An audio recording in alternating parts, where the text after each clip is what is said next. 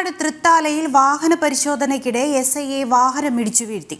അപകടത്തിൽ തൃത്താല SI ശശികുമാറിന് പരിക്ക്. ഞാങ്ങാട്ടിരി സ്വദേശിയായ വാഹന ഉടമയെ കസ്റ്റഡിയിലെടുത്തു. വിവരങ്ങളുമായി അരുൺ ആലത്തൂരുണ്ട്. അരുൺ, എന്താണ് വിവരങ്ങൾ? വാഹന പരിശോധനയ്ക്കിടെയാണ് ഇത്തരത്തിൽ തൃത്താലയിൽ SIയെ വാഹനമിടിച്ച് കടന്നു കളയാനുള്ള ശ്രമം ഉണ്ടായത്. തൃത്താല SI ശശിയെയാണ് ഇത്തരത്തിൽ വാഹനമിടിച്ച് വീഴ്ത്തിയത്.